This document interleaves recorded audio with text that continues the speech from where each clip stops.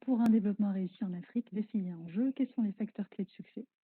Je suis ravie d'être avec vous aujourd'hui. Je remercie le parrainage de la SMEX pour cet événement et le parrainage de Monsieur le Président, Monsieur Hassan Sintissi Idrissi, pour nous avoir soutenus dans cette démarche, ainsi que Monsieur Belhassan pour toute la démarche. Alors, je vous propose de démarrer de la manière suivante.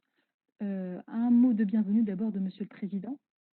Ensuite, un petit rappel très rapide des étapes clés du business développement en Afrique. Et ensuite, un échange plus en détail avec Monsieur Shamsian et Monsieur Youssef Debar de Talent Africa, qui est une plateforme aujourd'hui de recrutement de ressources en Afrique. À vous la parole, Monsieur le Président. Merci Lalla. Ça fait beaucoup de plaisir que j'ai fait connaissance avec vous parce que je connais beaucoup votre papa. Il est très gentil, trop aimable et vous devez le ressembler. Alors, donc, je commence. Bonjour, je commencerai par vous. Bonjour la mienne. Alors, je me permets de dire la mienne parce que je connais vous. Je ne vous ai pas vu naître, mais quand même, vous avez l'âge de ma fille. Donc, je vais commencer par vous. C'est un honneur. Et avec beaucoup de plaisir.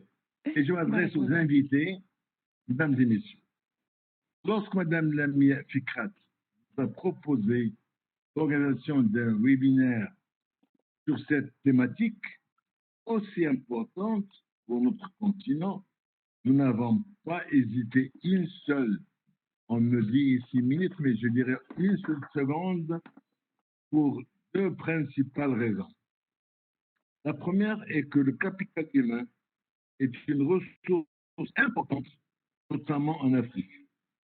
Elle est aussi la clé de sa prospérité dans une économie mondialisée et numérisée.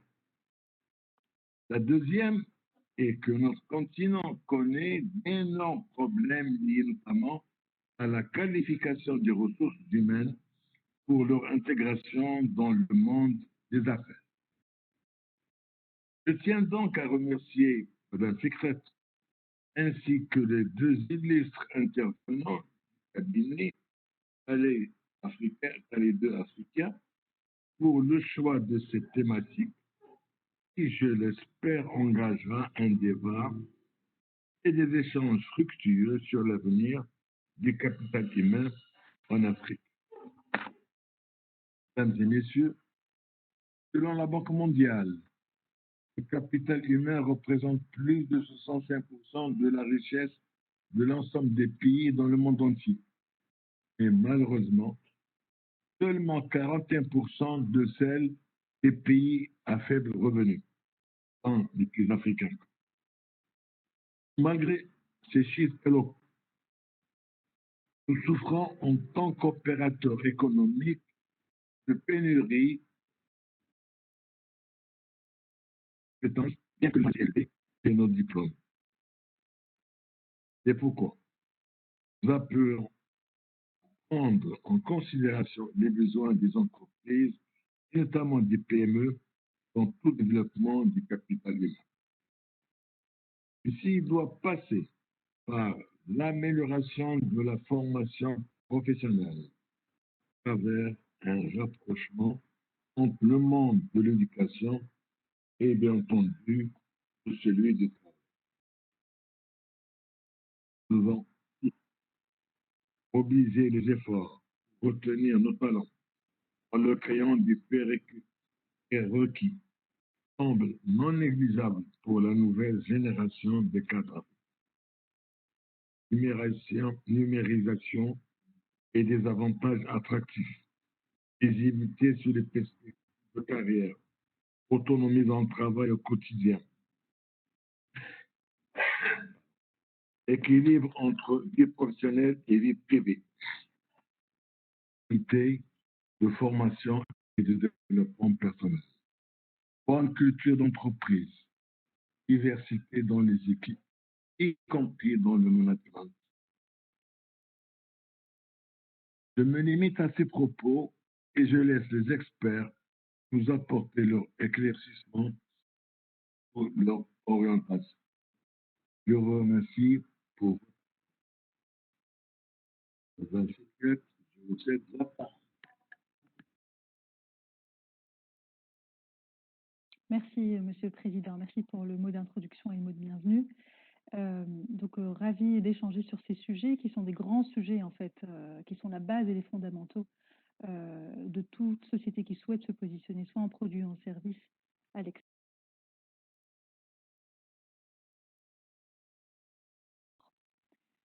Alors, sans plus tarder, passons à l'étape numéro 1, qui est un rappel du coup de nos participants. Donc, M. Shams Diane et M. Youssef Debar sont co-founders de la société Talent to Africa, qui est aujourd'hui la seule plateforme web panafricaine de recrutement de profils très différents en Afrique. C'est la porte d'entrée aujourd'hui à la question très simple d'une société au Maroc qui souhaite se positionner ou ouvrir des activités en Afrique.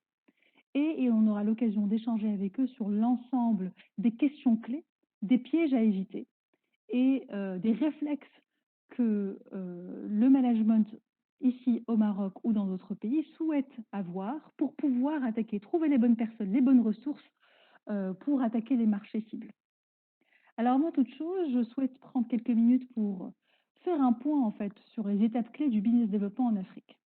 À la base, tout démarre par une question très très simple qui vient des actionnaires ou du management qui se dit « je souhaite exporter mes produits ou mes services dans un pays ou dans une région ».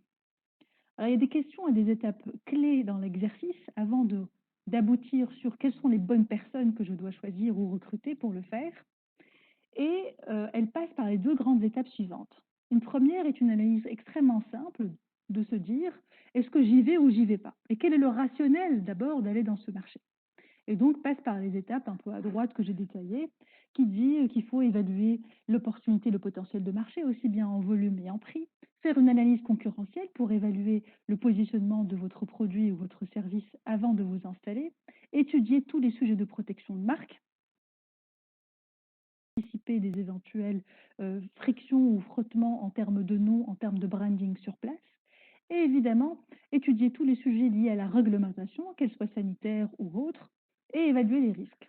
Alors, une fois qu'on se dit qu'on a accès et qu'on a synthétisé l'ensemble de ces exercices-là, il faut se dire, voici mon business plan cible, et est-ce que j'y vais ou j'y vais pas? Alors, dans le cas où on décide d'y aller, parce qu'en termes de rendement, ça répond bien aux besoins des actionnaires, il faut passer à l'étape numéro 2, très simple, de faire un plan d'action, donc une roadmap de développement, qui contient deux phases. Une première phase qui se dit comment je vais y aller, est-ce que j'y vais tout seul, via un partenaire? Très souvent dans l'export, on voit que les gens se dirigent, s'appuient sur un distributeur local en qui ils ont confiance, ou est-ce qu'ils, des fois, ils se disent qu'ils vont y aller en direct? Un deuxième point, c'est une fois qu'on se dit comment est-ce qu'on va y aller, eh bien, il faut travailler sur plusieurs sujets et penser les processus d'opération, de distribution, les besoins de financement et évidemment les besoins en ressources qui sont très souvent clés pour attaquer un nouveau marché. Et c'est dans ce contexte-là que je vous suggère qu'on écoute messieurs Shams et Youssef sur ce sujet et qu'ils partagent avec nous aujourd'hui quelles sont les étapes clés pour identifier les bonnes ressources. À vous la parole. Alors, merci beaucoup pour cette introduction et ce point posé. Donc, je suis Shams Diane, je suis cofondateur de Talent Africa et CEO. Je suis basé à Abidjan, en Côte d'Ivoire. Je connais très bien le Maroc. La preuve, je suis reparti du Maroc avec un associé marocain qui est présent en personne de Youssef Debar, que j'ai connu à Casablanca à l'époque où j'y vivais. Et donc, nous avons ensemble monté le projet Talent Africa, qui existe aujourd'hui depuis près de 4 ans, et dont l'objectif est de faciliter la connexion, la mise en relation entre les talents d'un côté et les entreprises africaines qui cherchent à recruter ces talents. Quand on dit talent, nous, de notre perspective au sein de Talent Africa, c'est d'envisager les talents d'une manière multidimensionnelle. C'est-à-dire que vous avez les talents locaux qui cherchent des opportunités au niveau local. Vous avez les talents qui cherchent des opportunités au niveau régional, a énormément de mobilité. Monsieur le Président le rappelait tout à l'heure, le capital humain est clé.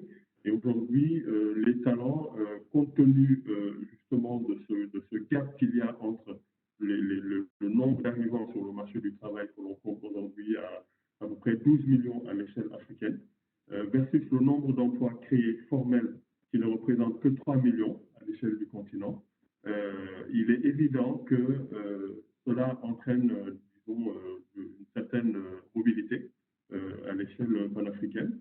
Mais on voit également des talents africains aller trouver des opportunités en dehors du continent, et notamment en Europe ou en Amérique, dans des domaines très particuliers où les marchés sont très pénuriques et où ils font appel à des talents africains qui vont saisir ces opportunités-là. Donc, aujourd'hui, en fait, nous avons l'avantage d'exister depuis quelques années, d'accompagner des multinationales qui sont présentes sur le continent, qui, en s'appuyant sur Talentueux Africa, ont la possibilité de gérer leurs opérations sur plusieurs pays. Mais on a également aujourd'hui une expérience très, très intéressante avec des entrepreneurs africains du nord, du sud, de l'est ou de l'ouest qui ont des projets au sein du continent. Et d'ailleurs, la crise actuelle que nous vivons nous rappelle que l'une des clés, finalement, l'une des issues possibles pour l'Afrique pour accélérer son développement, c'est l'intégration africaine. C'est faire en sorte que l'entreprise marocaine puisse investir en Afrique de l'Ouest. Et voilà, vice-versa, que les opportunités se démultiplient de telle sorte que l'intégration régionale soit réelle et palpable, qu'elle aille au-delà de la mobilité des personnes, mais également des services, des produits, des biens de manière générale. Et donc, voilà, j'espère ne pas trop déborder Non, mais rentrons dans le vif du sujet. Dites-nous concrètement, aujourd'hui, la première étape qu'un recruteur, enfin, qu'un management, top manager, recruteur souhaite suivre pour trouver la bonne ressource au bon endroit et au bon moment. Pour vous, quels sont les steps à suivre et les pièges à éviter? Alors, pour nous, alors les steps à suivre, c'est d'abord revenir rapidement, parce que je pense que c'est quand même important de s'appesantir sur ce qu'il faut définir en amont avant d'arriver, de s'attaquer au problème des ressources. Donc, on a parlé tout à l'heure, Lamia, il s'agit de définir une stratégie claire, parce que de cette stratégie, on saura ensuite comment l'entreprise va s'adapter par rapport au marché. Donc, avoir une feuille de route claire par rapport à ce marché et le plan d'action que tu évoquais tout à l'heure. Ensuite, on a l'impact de l'internationalisation dans l'entreprise. Ça veut dire que quand une entreprise a l'intention de s'internationaliser, ça veut dire que déjà au sein de l'entreprise, elle doit être prête tant en termes de coûts, donc l'ensemble des coûts inhérents à cette internationalisation, mais également en termes d'organisation. Parce qu'il faut une équipe projet en interne qui soit capable de définir le besoin pour se dire, OK, concrètement, de quoi on a besoin localement dans le pays cible, une fois qu'il est défini et que l'entreprise sait là où elle va aller. Et ensuite, une fois que ces éléments-là sont définis, l'idée, c'est de choisir le bon mode de représentation. Il existe plusieurs modes de représentation. Ce n'est pas forcément du recrutement directement tel qu'on le connaît de manière traditionnelle.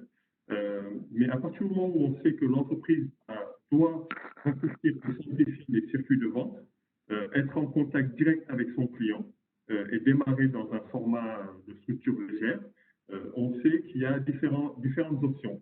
Il y a le bureau de liaison, la succursale, l'agent commercial, mais également le portage salarial. Et le portage salarial, c'est aujourd'hui l'option qui semble la mieux adaptée, dans le sens où l'idée, c'est que l'entreprise ait une extension de ses ressources humaines localement sur le marché, de manière à pouvoir anticiper sur un certain nombre de changements et s'adapter par rapport à ce marché-là. Et donc, les options de ce point de vue, pour terminer rapidement là-dessus, l'entreprise peut se dire, je vais prendre quelqu'un en interne qui a une culture, disons, assez ouverte, qui est biculturelle, pardon, donc, et qui connaît bien l'entreprise, qui connaît ses produits et qui connaît le marché local visé. Ça, c'est une première option. La deuxième, c'est d'envoyer une personne sur place ou aller soi-même en tant que dirigeant d'entreprise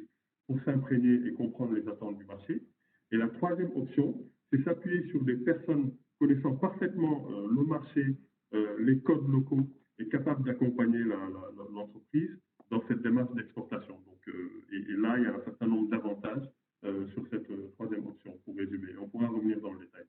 Excellent, mais justement, je souhaite rebondir sur ce point, sur parmi ces trois options et modalités classiques. Pour vous, comment accompagnez-vous vos clients et que conseillez-vous comme enjeux, avantages et inconvénients à prendre en compte pour choisir et décider? Alors, la première étape, en fait, consiste à véritablement essayer de bien comprendre, en fait, les enjeux. Le partenaire, le client a des enjeux. Et l'idée, c'est qu'on puisse bien comprendre ces enjeux-là, bien les saisir, de manière à pouvoir réfléchir ensemble avec lui et nous appuyer sur notre expérience pour proposer, disons, un modèle qui soit taillé sur mesure, de manière à pouvoir tenir compte d'un certain nombre de sujets. Donc, il s'agit d'un certain nombre de sujets que j'ai abordé d'ailleurs tout à l'heure. Mais globalement, l'idée, c'est de dire, OK, où en êtes-vous par rapport à votre projet, par rapport à ce marché-là? Est-ce que toute la cartographie en amont a été faite et on sait exactement toutes les infos qui permettent de savoir quelle est la taille du marché, quelle est la cible, quels sont tous les canaux de distribution potentiels, de manière à pouvoir arriver tout de suite à définir disons un profil type de ressources qui soient capables d'aller faire le travail sur le terrain pour faire en sorte que l'activité se développe et qu'elle puisse faire des retours, des feedbacks qui vont nourrir la stratégie du partenaire et lui permettre d'affiner, lui permettre d'aller plus loin, peut-être en étoffant cette équipe-là. Et nous, notre rôle, c'est vraiment de comprendre, et de nous mettre à la place du client pour identifier les bonnes ressources, les ressources qui vont vraiment correspondre à ses attentes. Et ensuite, l'objectif, c'est qu'une fois que ces ressources sont identifiées et recrutées par nous, parce que l'objectif, c'est de simplifier les choses pour le client, c'est d'accompagner en fait les premiers pas de cette ressource-là pour faire en sorte que le plan d'action qui a été défini puisse être suivi et que des retours puissent être faits de manière assez régulière par rapport aux objectifs et aux enjeux du marché en question. Très clair, merci beaucoup. Alors, pour peut-être faire écho au profil aujourd'hui de la majorité des membres de la SMEX, on est trop souvent sur des sujets d'export de produits spécifiques, que ce soit dans le secteur de l'agribusiness, dans la pharmaceutique, dans l'équipement, etc. Que voyez-vous aujourd'hui comme bonnes pratiques et pièges à éviter dans le cadre précis de ces profils-là? Avez-vous des exemples en tête ou avez-vous accompagné des sociétés dans ce cadre-là et comment les avez-vous conseillés sur l'arbitrage de ces trois options classiques? Jean-Pierre Lévy. Oui, alors je me présente rapidement, donc Youssef Debbar, cofondateur de Talent to Africa. Je vous parle de Dakar, au Sénégal, où je suis installé depuis 4 ans maintenant, depuis 2016, donc avec beaucoup de mobilité dans la sous-région, donc au niveau de notre bureau d'Abidjan et dans d'autres pays de la sous-région, Nigeria, Ghana, etc.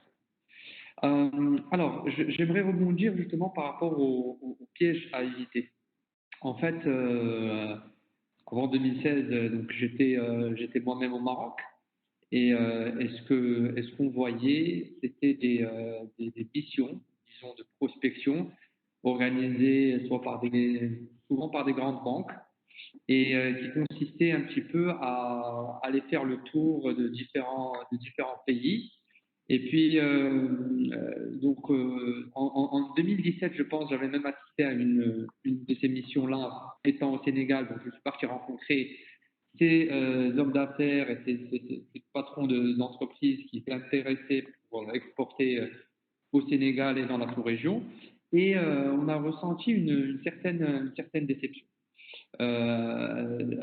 Cette déception vient du fait qu'en fait, il y a une mauvaise préparation en amont de ces missions et il y a une mauvaise explication du contexte culturel donc, de l'Afrique, de la sous-région, pour rester sur la sous-région de l'Afrique Afrique de l'Ouest.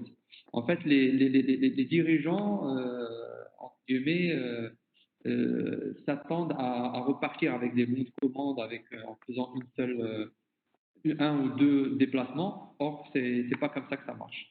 En Afrique subsaharienne, comme au Maroc d'ailleurs, on a besoin de connaître les personnes, On a besoin de créer cette relation de confiance et les deals ne se signent pas en un rendez-vous, comme ça peut l'être en Amérique du Nord où j'ai passé aussi pas mal de temps, où est-ce que à la limite via un Zoom, vous pouvez recevoir un bon de commande et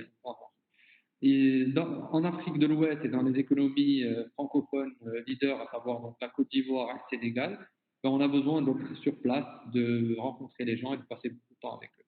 Et donc du coup, partant de cette déception-là, on se disait un petit peu qu'est-ce qui pourrait être proposé comme solution, et puis on a discuté pas mal avec des patrons d'entreprise pour leur poser la question pourquoi vous êtes déçus. Donc premièrement, il y avait l'histoire de la sélection et de la qualité. En fait, quand vous faites des missions comme ça, vous êtes avec 10, 15, 20, 30 entreprises, et de l'autre côté, donc l'institution, la banque ou l'agence qui organise va essayer de contacter des personnes qui sont plus ou moins dans le même niveau ou bien secteur pour essayer de créer des liens, mais ça marche pas trop. Donc du coup, les entrepreneurs marocains se disent l'Afrique, ça marche pas. Or que, enfin, nous, dans notre conviction, en tout cas, c'est dans notre vision, c'est In Africa We Trust, on croit et on pense, et notamment entre le Maroc et l'Afrique de l'Ouest, qu'il y a une complémentarité qui n'est pas du tout encore exploitée. Pour donner un petit peu quelques chiffres, je recueille un petit peu sur le site de la Banque mondiale, en termes d'exportation globale, et puis nos amis de la FEX me corrigeront si jamais je n'ai pas les bons chiffres, on parle de 50 milliards de dollars pour le Maroc, hein, produits et services. Sur les exportations de marchandises, puisque c'est ce qui nous concerne avec la FMEX, on parle de 28 milliards de dollars. Alors, si on zoome un petit peu sur les exportations vers la CEDEAO, on est à peine 1 milliard de dollars, d'accord, donc 10 millions de dirhams à peu près. Donc, ce qui représente 2% des exportations de marchandises. Alors qu'il y a une proximité, une complémentarité. Le Maroc a un tissu industriel et des produits et services qui sont facilement exportables par la route pour ce qui est du Sénégal et puis par d'autres canaux, par l'aérien ou par le maritime sur d'autres pays de la sous-région. Et d'autant plus que les relations diplomatiques sont au beau fixe avec ces deux locomotives de l'Afrique francophone. Donc, les pièges à éviter, pour répondre à ta question, Lamia, c'est ne pas croire que ça va se faire en 1 ou 2 voyages d'affaires, et plutôt être dans une démarche long-termiste, dans une démarche de construction et de compréhension du marché pour pouvoir réussir son exportation au niveau de ces pays-là. En ce qui concerne les ressources humaines, pour zoomer sur ce point-là, puisque c'est le sujet du jour, c'est qu'on en parlait même avec Shams en préparation du webinaire. Souvent, on nous demandait même à nous à un certain moment, est-ce que vous ne connaissez pas quelqu'un? Et puis on va plutôt fonctionner par réseau, par connaissance, de confiance, voilà. exactement. Moi, j'ai un ami sénégalais, tu peux me donner son numéro, je vais l'appeler, et puis je trouve la personne est multicarte, elle ne va pas être focus sur votre business, et du coup, des conclusions sont tirées de façon erronée en disant que ça ne marche pas, l'Afrique de l'Ouest, l'Afrique ne marche pas, alors qu'on n'a pas mis les bons ingrédients. Voilà, un petit peu, si je peux. Très clair. Merci beaucoup d'avoir partagé ces chiffres et puis votre vision sur les pièges à éviter. Pouvez-vous nous guider étape par étape sur l'idéal des steps à suivre dans le cas suivant? Supposons, je produis des biscuits ou des confitures au Maroc et demain, je souhaite les exporter dans ces 2 ou 3 pays que vous avez mentionnés.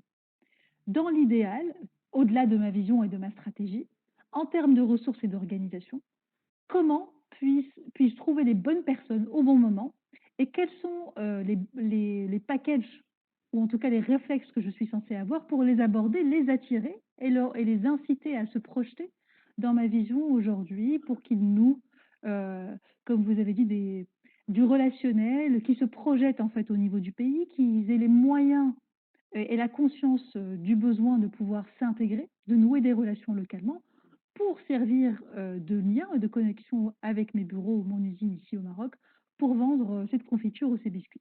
Quelles sont les étapes à suivre et les étapes à ne pas rater et que voyez-vous aujourd'hui autour de vous dans les sociétés que vous avez accompagnées dans ce sens-là? Alors, quand on parle de ça, est-ce que on est d'accord que toute la partie en amont qui consiste à bien étudier le marché et savoir exactement ce qu'on veut faire dans ce marché-là est bien clair et bien défini? Oui, le marché est très clair. J'ai identifié qu'en Côte d'Ivoire, j'ai un potentiel du marché de la confiture de X millions de dollars. Je souhaite à horizon 6 mois, 1 an, envoyer X conteneurs, etc. Donc, je suis à l'étape où je veux appuyer sur un bouton et trouver la bonne personne et me dire, est-ce que je dois envoyer, si je suis un groupe familial, est-ce que je dois envoyer un de mes enfants aller sur place tous les mois, etc. Ou j'ai l'option numéro 2, vous avez mentionné tout à l'heure, je vais trouver sur place quelqu'un qui connaît le marché, ou bien est-ce que je vais recruter quelqu'un qui a une appétence sales ici et qui connaît mon produit et que je vais demander à positionner en tant qu'expatrié là-bas? Je souhaite vous entendre et je pense que c'est vraiment ce type de cheminement à ces étapes pratico-pratiques que nos participants aussi souhaitent entendre et avoir votre retour sur expérience sur ce que vous voyez autour de vous. Très, très bien. Très, très bien. Alors, Youssef, j'y vais et je te laisserai compléter. Alors, dans ce cas de figure précis, comme je le disais tout à l'heure, nous avons identifié les enjeux en amont, d'accord? Notre rôle est de pouvoir identifier disons, la bonne personne qui sera l'ambassadeur, parce qu'on va évidemment privilégier la ressource locale, parce que d'avoir les informations, d'avoir les chiffres, c'est une chose, mais pour nous, et comme le disait Youssef tout à l'heure, l'important, c'est d'être présent sur place, d'être sur le terrain. Et donc, pour ce faire, il faut pouvoir identifier l'ambassadeur de votre marque qui aura donc le bon profil, donc un profil de business développeur, quelqu'un qui a la capacité de comprendre la complexité d'un marché et d'être à même de pouvoir conseiller l'entreprise qui souhaite arriver sur ce marché-là pour qu'elle fasse les ajustements nécessaires, le cas échéant, pour pouvoir être dans les meilleures conditions pour aborder ce marché. D'accord? Et donc, l'idée, c'est de pouvoir, nous, à notre niveau, faire les recherches qu'il faut, les qualifications, la sélection ou la présélection de ce futur collaborateur qui aura donc cette responsabilité-là. Donc, l'idée, c'est de pouvoir l'interviewer, le rencontrer localement. Comme disait Youssef, le contact physique est extrêmement important et que l'on soit à même de valider son profil, sa formation, son expérience, son réseau également, parce que le réseau est la clé et il peut permettre vraiment de gagner énormément de temps pour une structure qui démarre, de manière à pouvoir dire voici le candidat idéal qui va pouvoir mener cette mission à bien. Et donc, ce candidat-là, à partir du moment où il est identifié et que nous avons une proposition intéressante qui lui est faite, évidemment en discussion, en coordination avec le client, le partenaire, l'idée, c'est qu'il faut un véritable business developer, c'est-à-dire qu'on ne peut pas avoir un profil qui voit un marché aussi juteux, tel que tu l'as décrit, et qui en fait se retrouve avec un système de rémunération assez faible, un fixe plus un variable finalement, sachant que lorsqu'on démarre un business, il y a ce qu'on appelle ramp-up, c'est-à-dire que ça prend quand même, ça peut prendre 3 mois, ça peut prendre 6 mois, ça peut même prendre 1 an, selon les services, selon les produits. Donc il faut trouver le modèle de rémunération qui sera assez alléchant, qui sera assez intéressant pour garder cette ressource motivée. D'accord? Donc l'idée, c'est de pouvoir gagner vraiment du temps dans toute cette démarche en amont. Donc nous, une fois que nous avons identifié ce profil-là, l'idée, c'est de présenter des personnes qui correspondent au descriptif de poste, de shortlister en fait les meilleurs, ceux qui sortent vraiment du lot, et même dans la mesure du possible, qui ont déjà une expérience réussie dans cette démarche d'introduire un nouveau produit, un nouveau service dans leur marché, d'accord. Et ensuite, l'idée, c'est qu'on accompagne l'entreprise partenaire qui souhaite s'implanter, donc à travers les managers dans les pays, les filiales en question. Donc, là, en l'occurrence, on parle du Sénégal, de la Côte d'Ivoire, ça peut être ailleurs, et qui connaissent parfaitement les usages, les codes, et qui sont à même de pouvoir vous conseiller par rapport au choix d'un candidat, parce qu'à un moment donné, il faut choisir un candidat, et peut-être que sur la base d'une expérience réussie, vous pourrez étoffer cette équipe. Mais la première personne est clé et fondamentale. Comme le disait Youssef, si l'expérience est mauvaise, il y a des chances que la société qui cherche à s'implanter ou qui cherche à exporter dans ce pays cible se dise, bon, finalement, ça ne marche pas, c'est pas bon, etc. Or, c'est peut-être juste une question de personne, c'est une question d'expérience qui peut ne pas être réussie. Donc, c'est extrêmement important de bénéficier de l'accompagnement qu'il faut par des experts locaux. Et ça, pour le coup, Talent Africa, on a un réseau d'experts autour de nous. Donc, en fonction des domaines d'activité, nous faisons intervenir ces experts-là qui vont être à même, par exemple, si on parle d'industrie, on a des gens qui ont une expérience assez longue dans ce domaine-là et qui sont à même de permettre à un partenaire qui arrive d'éviter un certain nombre d'écueils.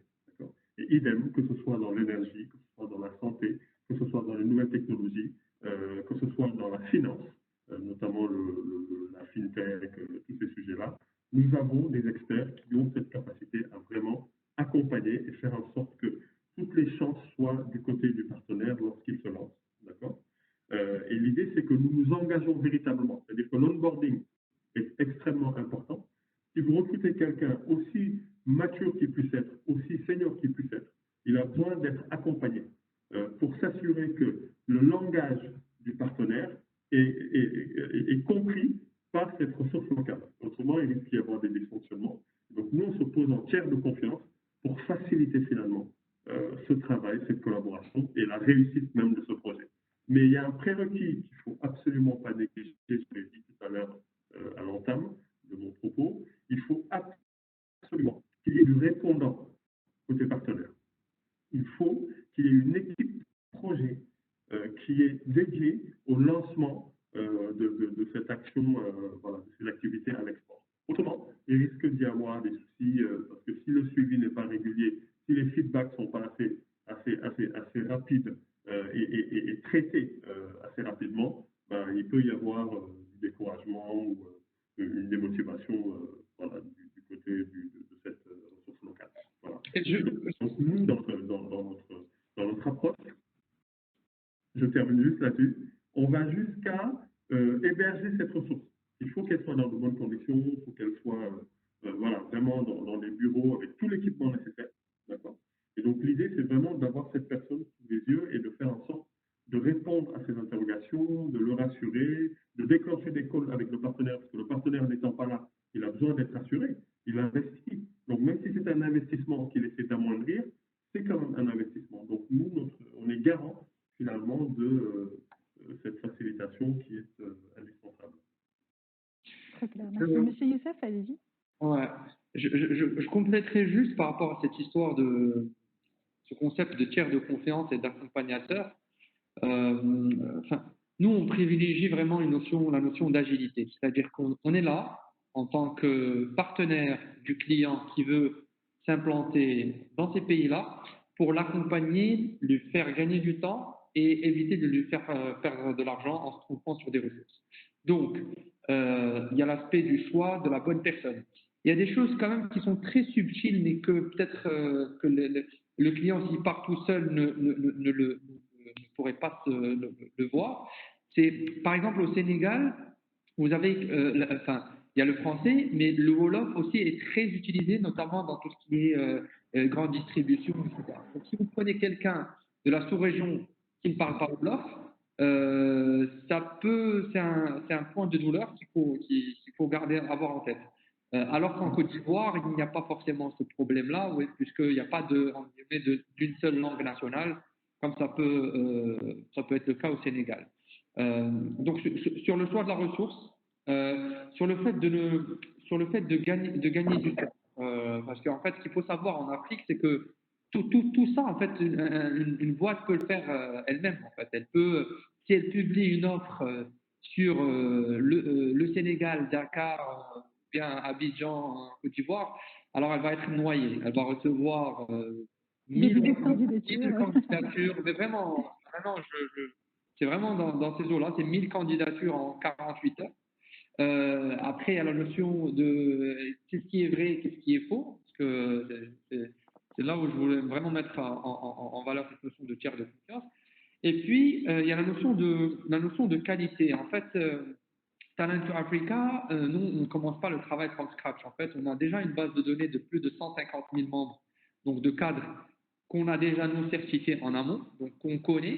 Donc, on mitige le risque pour notre client. S'il partirait seul, ben, il pourrait réussir, mais le risque serait très élevé. Donc, c'est ce que je voulais rajouter par rapport à l'intervention de Shams.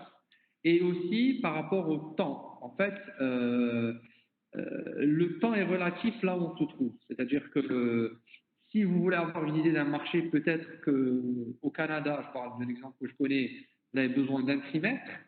Je parle du Sénégal, de la Côte d'Ivoire que je connais aussi. Vous allez peut-être avoir besoin de 3 trimestres, de 6 à 9 mois au minimum, pour avoir les premiers retours.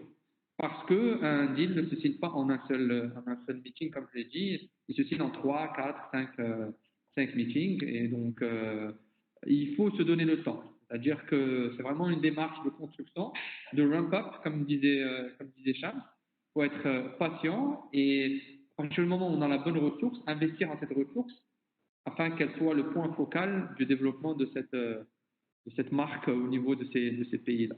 Et ce qui est intéressant, ça je pense que je l'apprends à personne, c'est l'intégration économique de la CEDEAO en tant que zone économique.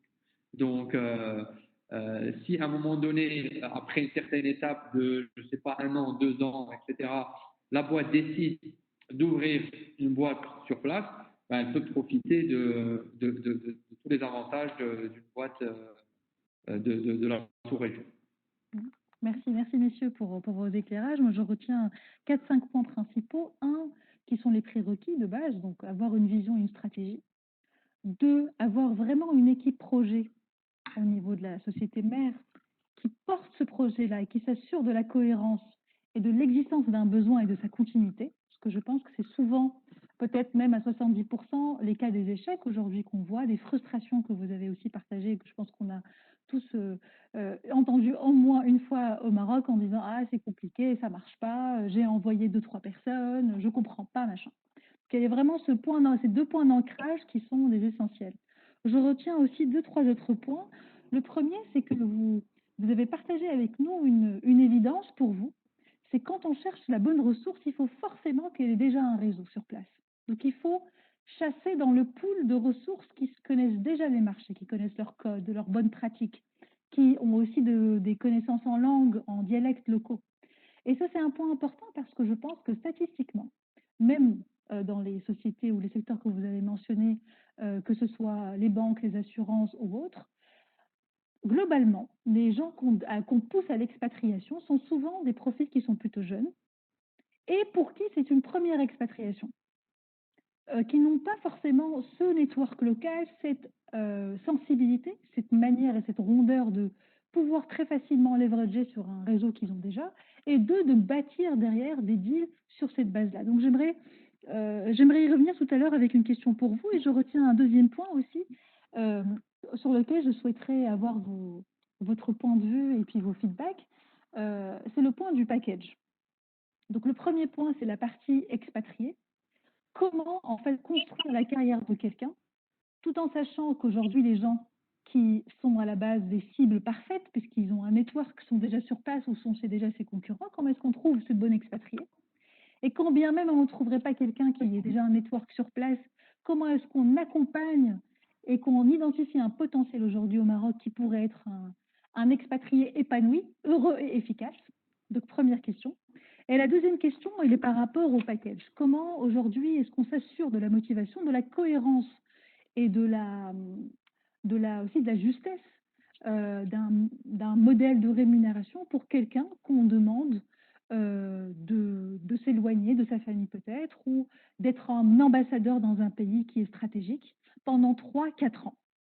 Et j'aimerais au passage vous entendre également sur le timing. Comment peut-on anticiper quel est le délai moyen entre le jour où je me dis j'ai envie de vendre mes confitures dans tel pays et le moment où effectivement la personne est physiquement sur place, a été bien recrutée et qu'elle est installée sur place. Voilà.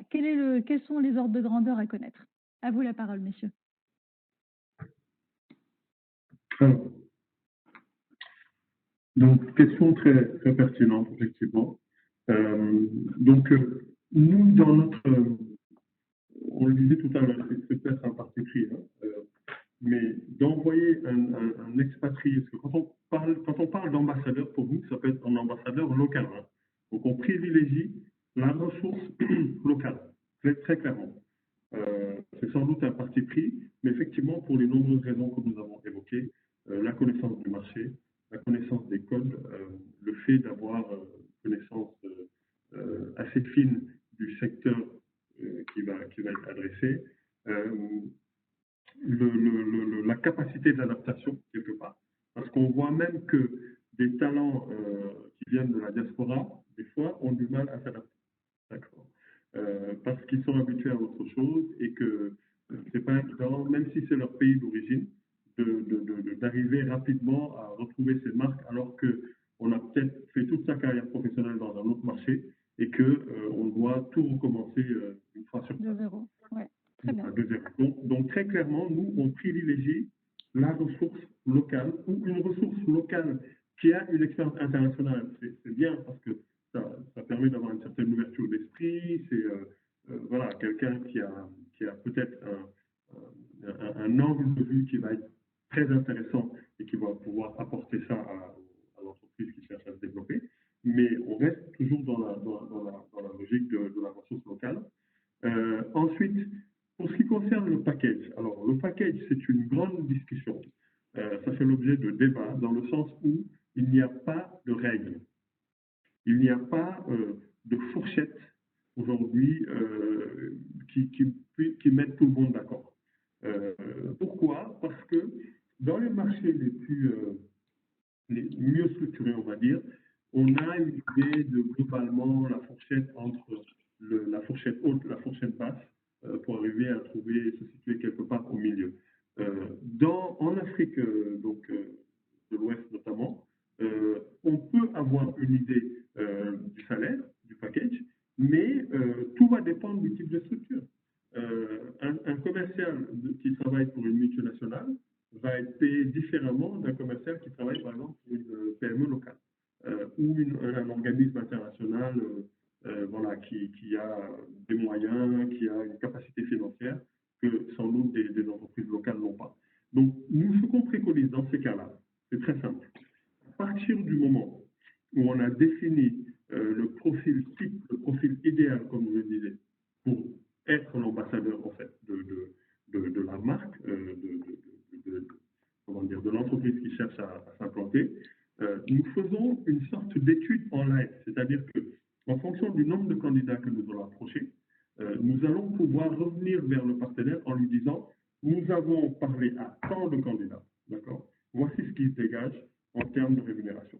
Et à partir de là, nous allons évidemment être force de proposition pour dire peut-être que vous pourriez partir sur un format comme celui-ci avec X% de variables, Y% de fixe et faire en sorte que le candidat soit toujours comment dire, intéressé de faire plus parce que plus il fait et plus il gagne.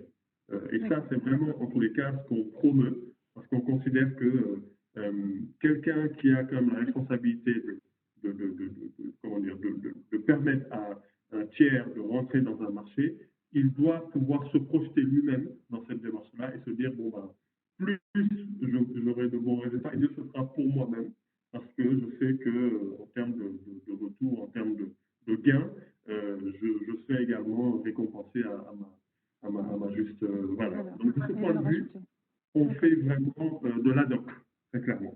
Et du coup, ça implique en fait qu'en amont, une fois que la stratégie, que l'objectif d'attaque a été précisé, il faut que vous soyez inclus en amont dans la réflexion et le sizing du poste, de l'offre. Alors, ça veut dire qu'on ne peut pas budgétiser en fait la partie ressources tant qu'on n'a pas fait ce benchmark en amont avec vous ou avec d'autres. C'est ça. D'accord. C'est un point important, je pense, à souligner parce que très souvent, très souvent, je pense que le réflexe, c'est plutôt de se dire, on a envie, par exemple, d'attaquer la Côte d'Ivoire sur les biscuits. Les biscuits vanille ou les biscuits à thé, et on se dit, pour le faire, voici le chiffre d'affaires ou la rentabilité qu'on vise, et donc, à l'inverse, en rétro-planning, voici le budget qu'on est prêt à mettre. Or, de ce que vous dites, ce n'est pas censé être systématiquement dans cet ordre de logique. Et il faut, en parallèle ou en amont même, cross-checker les ressources ou le type de ressources et de profil qu'on cherche, et s'assurer évidemment que c'est bien des budgets qui rentrent dans nos frais ou bien c'est des budgets qu'il faut revoir. Et ça, c'est vraiment un point important et je pense qu'il n'est pas forcément aujourd'hui intégré ou il arrive beaucoup trop tard et du coup, peut-être certains se limitent à certains types de profils par conséquence de ce raisonnement-là. Je vous en prie, allez-y, continuez. Un autre parti pris qui est important aussi, c'est que pour nous, une ressource doit être dédiée à un client. On a eu c'est vraiment un parti pris que nous avons. On a eu des demandes de personnes qui nous proposaient ou bien qui nous ont parlé, des entreprises qui avaient fait des tests avec, comme j'en parlais tout à l'heure, avec des commerciaux multicartes. Et ça ne marche pas. Donc, nous, on est convaincus de ça. On pense que du business development, c'est du focus, c'est du volume. Et pour avoir du focus et du volume, il faut avoir une personne qui soit dédiée à une seule marque, une seule brand, et pouvoir vendre tout ça. Parce que si vous mettez quelqu'un sur... on est humain, on est ce qu'on est. Donc, si vous me donnez le choix à une personne de choisir entre 2-3 produits, ben, elle est plutôt vers le produit qui se vend le mieux, le produit le plus facile. Et du coup, c'est des sources de friction et d'échecs de ces missions de business development et d'export. Donc, nous, on pense que une seule ressource doit travailler sur un seul compte pendant une certaine durée avant de pouvoir tirer des conclusions. D'accord, merci de le souligner. Mais du coup, que ce soit une ressource qui soit expatriée ou même locale, vous souhaitez insister sur ce point de concentration et d'être dédié à une marque, à un point, avec un objectif et pas du papillonnage ou de la dispersion sur un portefeuille qui peut du coup générer de la friction ou des déceptions, comme vous dites. Très bien. Exactement. Ouais, peut-être un autre point qui est important dans le cas du Maroc, et qu'on a déjà un peu leveragé pour certains de nos partenaires, c'est la communauté donc subsaharienne présente au Maroc. Donc l'avantage que présente cette communauté, qui est aussi membre de notre talent pool, c'est qu'elle connaît aussi bien les codes parce que elle a étudié dans des écoles marocaines, etc. Elle connaît aussi bien les codes et les cultures marocaines que les codes et les cultures du pays d'origine. Je parle bien des gens qui sont nés en Côte d'Ivoire, au Sénégal, au Bénin, au Togo, qui sont venus étudier. Pourquoi je fais cette précision? Parce que il y a le cas de la diaspora, comme le disait Cham, qui est donc la diaspora, c'est des gens qui ont grandi en France, au UK, en Belgique, etc., et qui reviennent. Alors ce qu'on voit nous, c'est que c'est très mitigé. Il y en a pour qui ça fonctionne très bien, et ça dépend beaucoup des secteurs. Et il y en a pour qui c'est un réel fiasco. Dans le cas des entreprises, donc de l'ASMEX, donc des boîtes qui sont intéressées, on est plus sur des métiers, donc sur des métiers un peu, entre guillemets, des secteurs traditionnels de marchandises, de vente de produits.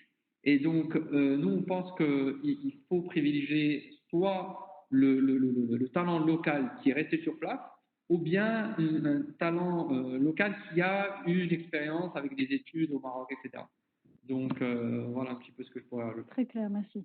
Donc, ça réduit, hein, parce que naturellement, c'est par rapport à Marc tout à l'heure, on se dit souvent qu'on va prendre quelqu'un du central, du siège ici, ou bien un des membres de l'équipe commerciale ou sales, à qui on donne cette opportunité d'expatriation. Alors, qu'auriez-vous à dire si vous étiez en face de gens qui ont ce réflexe aujourd'hui de le faire et qui y croient beaucoup parce qu'ils pensent que c'est là où les valeurs de la marque, les principes et le mode d'organisation, les réflexes de la marque sont bien représentés. Quel compromis pouvez-vous leur offrir sur ce niveau aussi de garantie ou de confiance versus aller recruter quelqu'un qui certes connaît le marché, mais qui n'a pas forcément un sentiment d'appartenance de base, ni un historique de l'histoire de la marque. Que conseillez-vous? Ou bien quels sont les retours un peu secouants ou choquants que vous leur diriez pour qu'ils puissent vraiment prendre conscience et puis comprendre votre point de vue aujourd'hui? Alors, je pense que justement le fait qu'on insiste pas mal sur l'équipe projet qui doit se mettre en place du côté du client, bah, ça a aussi cet avantage. Présente aussi cet avantage. C'est-à-dire que si quelqu'un, admettons, un responsable commercial dans le département commercial qui ferait partie de cette équipe projet et qui suivrait le projet parce que il est motivé, parce que ça l'intéresse, parce qu'on lui a promis, si ça fonctionne, peut-être qu'il aille lui-même diriger les opérations sur place. Le fait de ne pas avoir une parfaite connaissance du marché local, des codes, des usages, voilà, des connaissances sectorielles, peut être compensé par justement un binôme potentiellement qui pourrait fonctionner. Donc cette personne au niveau du siège de la maison mère pourrait collaborer avec cette ressource locale, d'accord, et arriver à un certain niveau, très naturellement, cette personne aura sans doute la possibilité de venir elle-même sur place parce qu'elle aura suivi le projet de bout en bout. Et donc, très naturellement, elle sera la personne la mieux placée pour suivre le projet localement et vraiment, à ce moment-là, parce que le test aura été réussi, va s'occuper de la création de la structure locale, voilà, de poser des bases pérennes pour la maison mère. Et donc, cette combinaison-là pourrait très, très bien fonctionner. Mais attention aux frustrations, parce que la ressource locale qui aura débroussaillé, qui aura fait une bonne partie du travail, doit pouvoir se projeter aussi à partir du moment où elle donne satisfaction et que voilà, qu'elle a du potentiel. Et du coup, rebondissons sur ce point. Quels sont les types de tracks de gestion de carrière que vous voyez ou que vous conseillez? Supposons, nous avons recruté une personne pendant 2 ans, 3 ans, elle a noué des partenariats de distribution dans le commerce traditionnel, etc. On a commencé à faire un chiffre d'affaires significatif.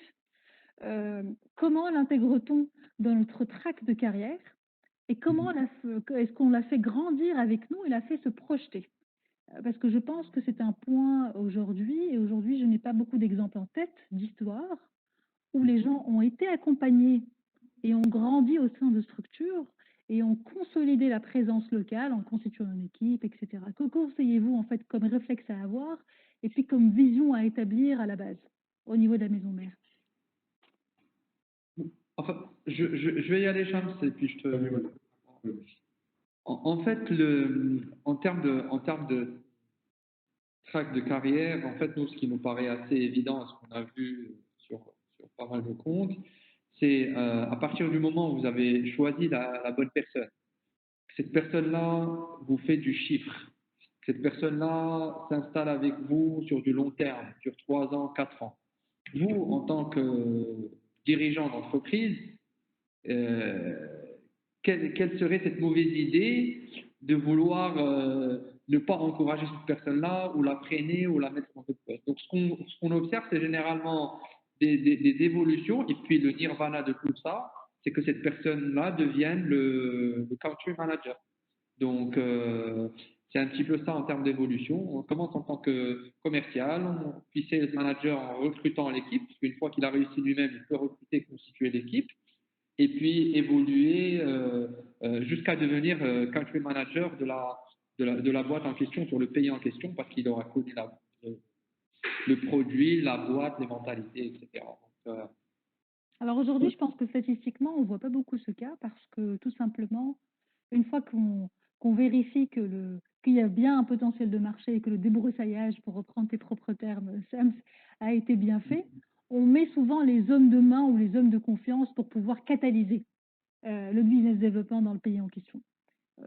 Et aujourd'hui, malheureusement, il n'y a pas forcément beaucoup d'exemples où les premières personnes qui ont mis les premières pierres sont effectivement toujours à la tête et ont réussi à rester. qu'il y a aussi un autre sujet, je pense que vous l'avez mentionné de manière indirecte.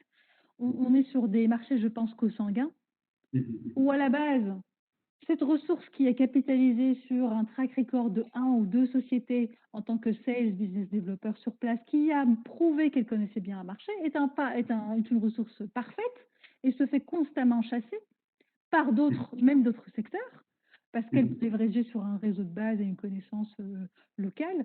Donc, je pense que c'est une question qui même parfois inquiète et qui pousse, du coup, par anticipation et par défaut, en amont, les sociétés mères à se dire non, mais de toute façon, moi, j'envoie quelqu'un d'ici, du Maroc, un expatrié. Et je sais que sa durée de contrat va être en expatriation de 3-4 ans ou de 2 ans. Et de toute façon, derrière, j'ai le contrôle, en quelque sorte, sur cette ressource. Donc, je pense que le choix n'est pas aussi évident que ça, de se dire, bah, évidemment, je lui fais confiance, il a prouvé ou elle a prouvé qu'elle avait construit des choses pour nous, donc elle peut se projeter. La décision de choix revient aussi à la ressource, qui peut se dire, ben, j'ai une autre opportunité beaucoup plus intéressante ailleurs et je peux du coup peut-être grandir différemment avec d'autres sociétés. Alors, j'aimerais vous entendre sur le point tout à l'heure de timing. Il me restait une dernière question qui, je pense, est très importante. Entre le jour où je me dis je veux aller vendre de la confiture et j'ai une équipe projet et voici mon type de poste ou de profil que je cherche, jusqu'au jour où la personne, vous avez shortlisté et ensuite on a sélectionné un candidat et la personne a été est opérationnelle ou a été installée, quels sont les ordres de grandeur que vous avez en tête et que conseillez-vous à anticiper pour pouvoir faire les choses de manière continue et aller jusqu'au bout de l'exercice, parce que je pense qu'il y a pas mal de groupes qui abandonnent en cours de route.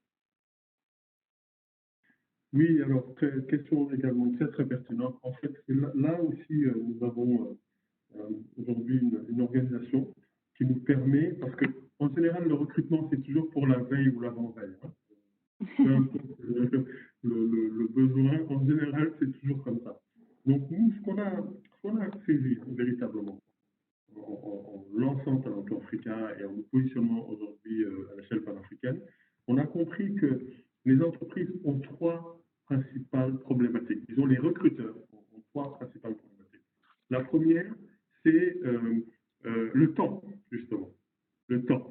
Parce que les recrutements ont tendance à durer très longtemps, de manière générale, et je pense que si on prend à l'échelle du continent, on est sur une moyenne qui oscille entre 1 mois et demi, 2 mois, voire même 3 mois sur certains profils. D'accord? Sachant que ça peut être un peu plus. Donc le et temps. quand vous entendez 3 mois, c'est entre le moment où ils signent et le moment où on commence à chercher. Ce n'est pas le moment où ils commencent à démarrer. C'est ça. Non, cette durée de 3 mois, c'est entre le moment où effectivement le besoin est validé et que tout est formalisé contractuellement, et le moment où le candidat sélectionné signe sa promesse d'embauche. Donc c'est modulo des périodes peut-être de préavis, d'installation, etc. Exactement. Mais en ce qui nous concerne, en fait, nous avons, et nous y travaillons tous les jours, parce que l'un de nos principaux challenges en interne, l'un de nos principaux défis, et tous les jours on y travaille, parce que ça fait partie vraiment de nos principaux enjeux, c'est tous les jours d'essayer de faire en sorte de réduire ce délai-là. Bon, aujourd'hui, en fait, nous avons la capacité, dans un espace de 2 à 3 semaines, de boucler un processus de recrutement, de A à Z. 2-3 semaines. Mais nous ne nous en contentons pas, parce qu'on considère qu'on peut encore pousser le bouchon, entre guillemets, pour essayer toujours de faire mieux, en fait. D'accord? Et dernièrement, on a battu un record, on a réussi à boucler en 1 semaine. Mais il faut savoir que le recrutement, ce n'est pas, ça ne dépend pas que de nous. Nous ne sommes qu'un tiers, nous sommes un intermédiaire. D'accord? Pour ce qui s'agit des candidats, effectivement, il est de notre responsabilité de faire en sorte d'identifier les candidats rapidement, les bons, les meilleurs, et de les rendre disponibles pour qu'ils puissent parler aux clients. Mais il faut savoir que côté client, les choses ont tendance à prendre du temps. Et donc là aussi, je pense que dans un projet comme celui-ci, il est important, dans l'équipe projet qui se met en place au départ dans le cadre de cet projet d'expansion ou d'exportation, de définir également les règles dès le départ sur comment est-ce que cela va se passer lorsque Talent Africa vous a trouvé les meilleurs profils qui vous semblent intéressants et avec lesquels vous souhaitez discuter. D'accord. Parce que Donc, il y a une agilité en fait à demander et une facilité de décision voilà, que vous ne contrôlez pas d'ailleurs, mais sur laquelle il faut insister en tout cas auprès du client pour fluidifier le process. D'accord. C'est clair. Parce que nous, quand on parle aux candidats, les meilleurs en général, ils sont assez exigeants, ils veulent de la réactivité, et quand ça traîne, ce n'est pas un bon signe, et du coup, ça nous met toujours en porte-à-faux. Donc, plus le client est réactif et organisé déjà pour pouvoir traiter les dossiers qu'on va lui envoyer, et mieux ce sera, et du coup, le process sera vraiment accéléré, et les deux parties seront satisfaites à l'issue du processus. Très bien. Et en moyenne, donc entre le moment où je dis voilà le besoin, voici le job description, où vous la validez avec le client, il peut passer, vous avez dit en moyenne, entre 1 mois et demi, 3 mois en fonction de la difficulté de trouver le profil et puis du niveau de réactivité du client. Ensuite, une fois que le candidat a été prouvé et que la signature a été faite, la négociation a été réalisée, en moyenne, quel est le temps d'installation ou d'opérationnalisation d'une ressource? Typiquement, dans les deux cas, ou le premier où je me dis c'est une ressource locale que j'ai identifiée parce qu'elle a déjà un réseau et je la connais très bien, quels sont, du point de vue peut-être même réglementation du travail et code du travail, les ordres de grandeur, de préavis et d'opérationnalisation des gens? Et aussi à l'inverse, les cas aussi statistiquement qu'on voit aujourd'hui, quand on identifie un expatrié qui a fait le même exercice, par exemple au Sénégal, et à qui on propose de faire le même exercice au Bénin ou au Côte d'Ivoire, quel est le temps de transfert de cette ressource-là qu'il faut prévoir? Nous sommes sur un délai moyen de 3 mois pour les cadres et 1 mois pour les non-cadres dans la zone. Juste pour préciser, Charles, si tu permets, en fait, il y a cette distinction au niveau du Code du travail au Sénégal et en Côte d'Ivoire, ou est-ce que un CDI ou un CDD est soit en format cadre ou non cadre? C'est ce que mentionne Cham, c'est ça, c'est un statut en fait. Oui, d'accord. Exactement. Vas-y, Cham. Exactement. Donc effectivement, tout est une question de négociation, parce qu'en général, les bonnes ressources, leurs patrons ne veulent pas les lâcher aussi vite, ou faire des contre-propositions, etc. Donc le maximum pour les profils cadres, en l'occurrence ici on parle de cadres à un certain niveau pour pouvoir prendre en charge ce projet d'implantation, on est sur 3 mois au maximum. Et au minimum, on va être sur 1 mois. Moins que ça, c'est que soit la personne a déjà un pied dehors, soit elle n'est pas en poste et elle ne vous le dit pas. Et bon, il peut y avoir anguille sous roche. Voilà. D'accord. Donc au total, en moyenne, 6 mois. C'est 3 mois de recherche de la ressource, plus les 3 mois de transition, le temps qu'elle s'installe, etc. Très, très clair. Alors, non, en fait, les 3 mois, c'est la moyenne générale marché. Mais chez Talent Africa, on est sur un délai, allez, on va prendre large, on va dire 1 mois. Donc, c'est 1 mois pour clôturer tout le processus de recrutement, mais vraiment au grand maximum, plus effectivement une période de 3 mois maximum de délai de préavis. Donc, on est entre 4 et 6 mois. C'est juste pour donner un ordre de grandeur à nos participants. Évidemment, oui, tout à fait. Pour qu'ils puissent se dire, voilà, si j'ai envie de démarrer en janvier ou en février 2021, il faut que dès aujourd'hui, j'ai une fiche de poste, j'ai une équipe qui sache et qui se positionne pour monitorer la stratégie, etc. Que je sache ce que je veux et que j'anticipe dès maintenant en contactant des chasseurs de tête et des cabinets de recrutement pour avoir une idée du budget, parce qu'il faut laisser le temps à ce que la bonne personne soit trouvée et qu'elle s'installe avec moi au bon moment. Très, très clair. Parfait. Merci beaucoup pour... En 2 mots, juste très rapidement, il y avait juste un dernier point. Tu parlais de l'opérationnalité de la ressource. Alors, il faut savoir que le fait d'avoir, nous, des filiales dans plusieurs pays nous permet d'être dans une logique plug and play. C'est-à-dire qu'à partir du moment où la ressource est disponible, qu'elle a signé tout ce qu'il faut au niveau contractuel, sachant que nous travaillons avec nous avons toute cette partie-là. Hein. Nous sommes accompagnés d'un point de vue juridique, d'un point de vue administratif, sociale, fiscale, etc. Donc, du coup, c'est vraiment du plug and play. La ressource vient s'asseoir chez nous, on lui met à disposition tout ce qu'il faut comme matériel, etc. Pendant ce temps, tous les aspects contractuels, les déclarations administratives, etc. sont faites. Donc ça peut aller très très vite du moment que la ressource est disponible. Là, il n'y a quasiment pas de délai. Excellent. Tu fais bien de préciser ce point d'installation physique en fait et concrète. Parce que la transition est importante et c'est souvent parfois sujet à des complications de location de bureau, de disponibilité d'Internet, de papier, etc. Donc ce point est vraiment important. Merci de m'avoir coupé la parole. C'est un point très, très, très important. Alors ce que je propose, c'est qu'on passe, si vous le voulez bien, au partage des études de cas. Est-ce que vous souhaitez que je vous donne la main sur des slides, Youssef ou Shams? Non, préférez-vous en parler Ouais, Shams va en parler, puis moi tu me donneras la main sur la dernière section. D'accord. Donc je ne touche à rien alors sur le système. Non. Allez-y, je vous en prie. Donc là, je vous laisse la main. Je vais couper mon micro. Très bien, très bien. Alors, nous pouvons parler de quelques cas sur lesquels nous avons travaillé et dans différents domaines. Donc, il s'agit du domaine de l'énergie, du domaine de la fintech, beaucoup, sur l'agroalimentaire également. Et donc, ce sont des sujets sur lesquels nous avons travaillé où il y a eu cette problématique de vouloir travailler sur des marchés sur lesquels ils n'étaient pas forcément implantés officiellement et sur lesquels ils ont pu s'appuyer sur nous pour pouvoir démarrer, entamer le travail. Donc, si je prends l'exemple d'une structure dans le domaine des télécommunications, il s'agissait en fait d'anticiper, disons, la réponse à un appel d'offres. Il s'agit de projets de très grande envergure. Et là, on n'est même pas en Afrique de l'Ouest, on est sur l'Afrique de l'Est, dans un bureau à Nairobi. Donc, nous avons anticipé sur toute la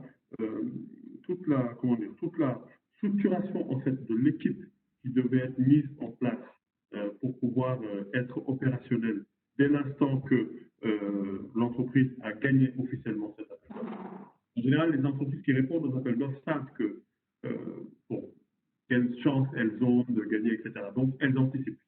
Et pour le coup, nous avons eu l'opportunité d'accompagner cette structure-là en amont sur la définition de l'équipe, disons, de base qu'il fallait pour pouvoir être opérationnel immédiatement sur le terrain dès l'instant que l'appel d'offres était acquis, gagné.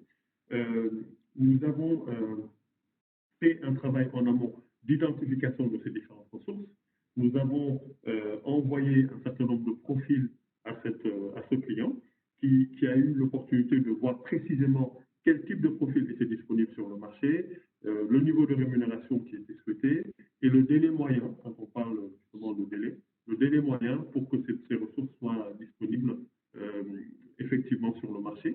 Et d'autre part, nous avons pu aider finalement cette structure-là à être opérationnelle administrativement sur un marché qui est quand même très réglementé, hein, l'Afrique de l'Est et le Kenya en particulier. Il y a des problématiques d'autorisation de travail, etc.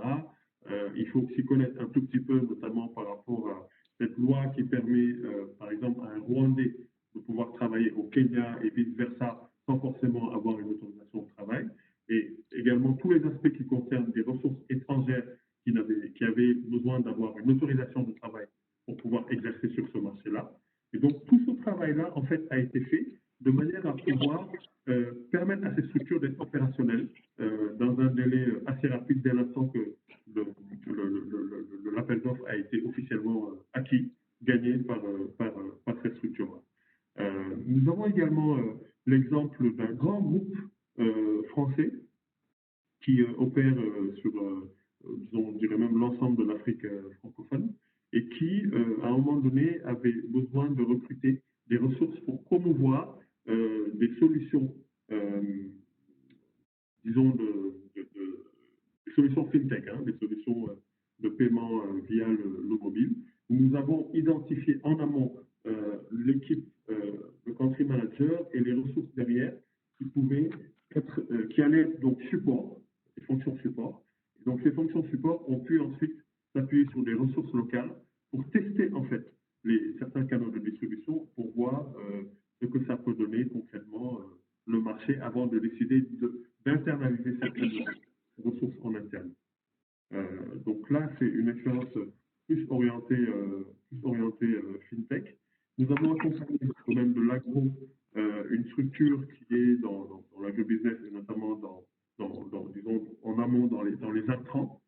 Et pareil, c'est une structure qui était présente dans certains pays et pas dans d'autres, et qui, à travers nous, a pu arriver sur le marché et pouvoir s'appuyer sur nous pour identifier une ressource qui a pu faire le travail de marché, d'identification des opportunités sur le marché, avant qu'elle décide d'aller plus loin dans sa démarche de pénétration de marché.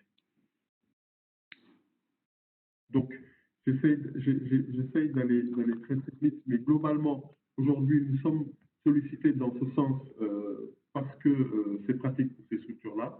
Avant qu'elles décident d'aller de l'avant, l'idée de pouvoir s'appuyer sur un partenaire local avec lequel ils ont travaillé sur des marchés différents, le fait de savoir qu'on a cette capacité de pouvoir, disons, d'outsourcer des ressources leur permet vraiment de pouvoir se développer sans forcément prendre certains risques ou alors créer des structures locales qui peuvent coûter et être lourdes en termes de gestion. Très bien, très clair. Merci beaucoup pour ces 3 business cases.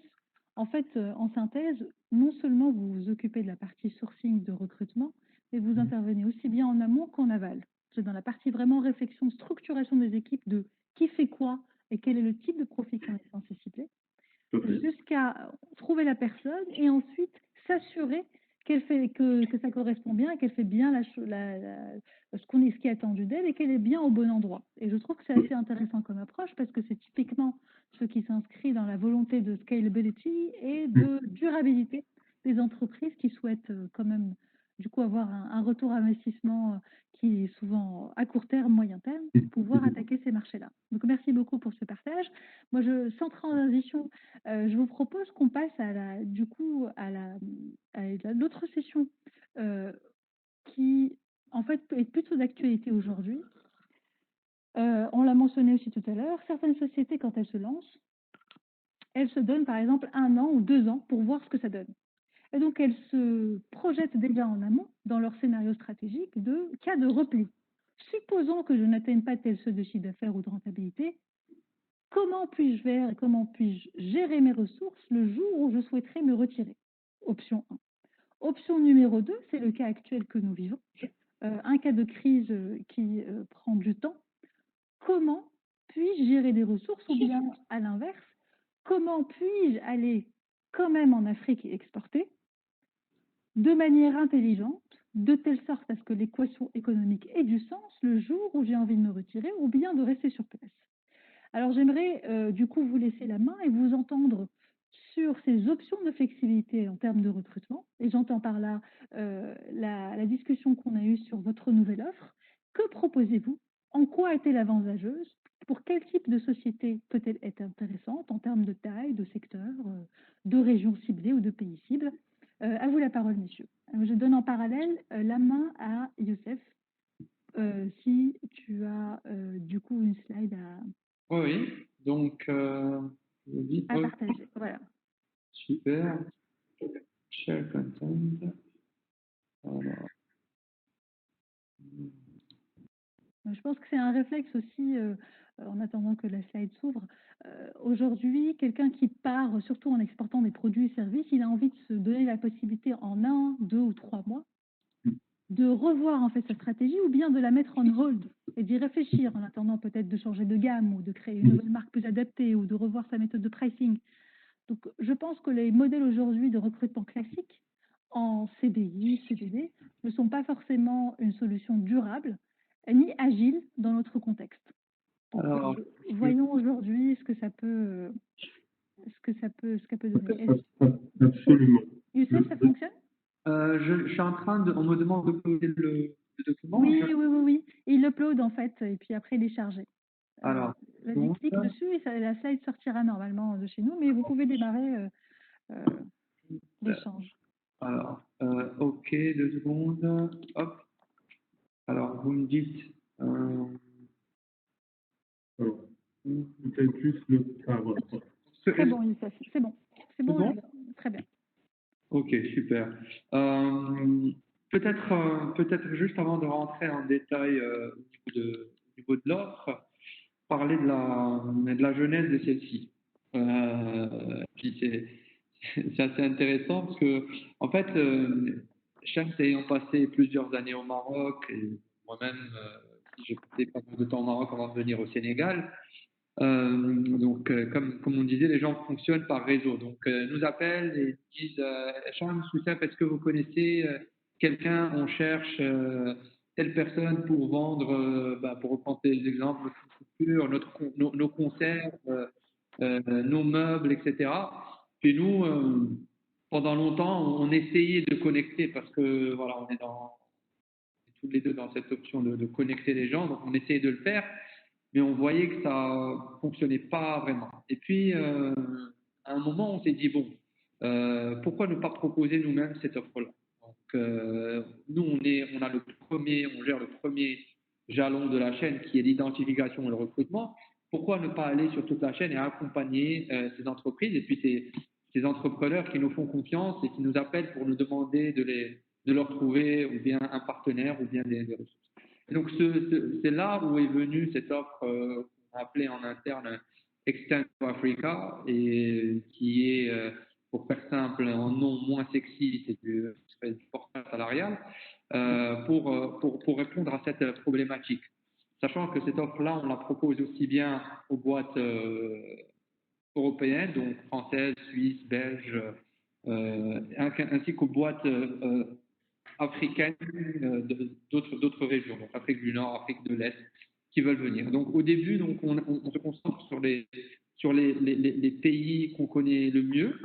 Donc on a fait ce choix de se focuser sur le Sénégal et sur la Côte d'Ivoire dans un premier temps, sachant que, je ne sais pas si Shams l'a dit, mais on a aussi un bureau au Kenya et on peut être scalable. Donc, juste avant de rentrer un peu plus en détail sur l'offre, en gros, nous avons 3 challenges. Le plus important, pour ne pas trop m'étaler, c'est celui du return on investment. Je pense que tu l'as souligné toi-même, Lamia. Je pense que les dirigeants qui nous écoutent savent combien coûte un voyage d'affaires, un billet d'avion et des nuitées d'hôtel et des restaurants dans les grosses capitales ouest-africaines, Lagos, Abidjan, Dakar et autres, Accra. Donc, si on fait le calcul en termes de retour sur investissement, en faisant des voyages d'affaires ponctuels, l'investissement est énorme. Donc, il y a aussi cette notion de risque. Parce que pour bien faire les choses et avoir des gens qui travaillent avec vous, il faut créer des entreprises. Et bon, la création des entreprises n'est pas si fluide que dans d'autres régions du globe. Donc, cette notion de risque, surtout quand on parle de boîtes et de PME qui ont une très bonne image et notoriété au Maroc, elles se doivent de faire les choses de façon et correcte. Donc, du coup, pour faire simple, voilà, on a lancé ce service-là, c'est un service de portage salarial, d'accord, sur nos hubs de Dakar et de Abidjan, d'accord, avec une solution qui est efficace et suffisamment adaptable, d'accord. C'est la notion de repli dont parlait Lamia, c'est-à-dire par les temps qui courent. Si vous créez une filiale dans un pays africain, pour la fermer ou pour la mettre en veille, etc., ça peut être compliqué. Alors que là, vous allez juste avoir un préavis d'un certain nombre de mois pour pouvoir arrêter votre source pendant une certaine période et la réactiver par la suite en cas de crise sanitaire, en cas de crise politique ou je ne sais quelle autre typologie. Donc, désolé, hop. Donc, les avantages, ce qu'on appelle, on peut l'appeler aussi délégation de personnel. c'est l'agilité, c'est ce dont je parlais, donc, la possibilité d'ajuster soit en nombre, sur la durée, en termes de temps alloué, etc. Peut-être, Youssef, avant de parler des plus et des moins, explique-nous juste le principe, parce que tout le monde n'est peut-être pas familier du principe de portage salarial et puis du setup contractuel. Ce sera plus simple. Et puis après, je te propose de nous dire en quelle mesure c'est intéressant et pour qui. Merci. Alors, le portage salarial, merci Lamia pour ce petit rappel à l'ordre. Un rappel à l'ordre très gentil. Hein. Non, parce que quand on est du secteur, on a tendance des fois à penser que tout est compris, mais ce n'est pas le cas. Alors, le portage salarial, c'est simple.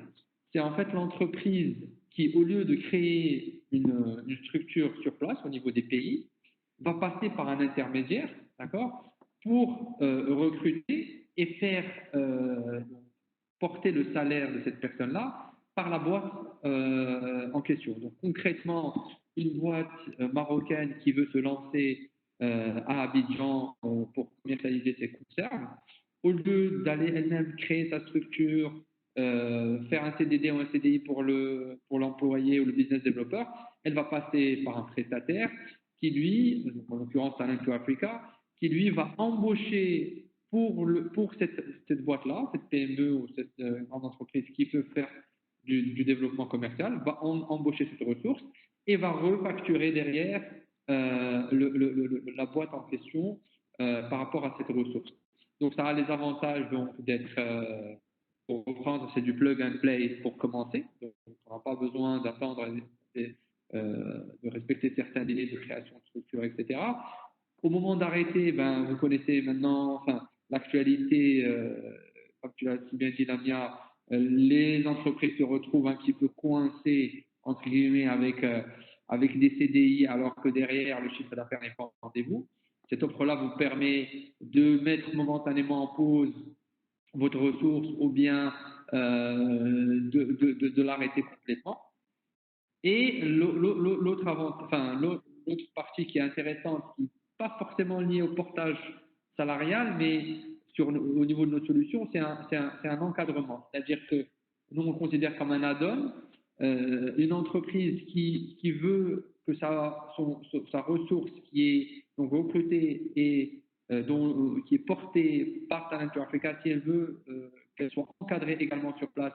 Donc nous avons des sales managers seniors qui vont encadrer ces différentes ressources pour s'assurer que le rythme de rendez-vous est bien respecté, s'assurer du reporting, etc. etc.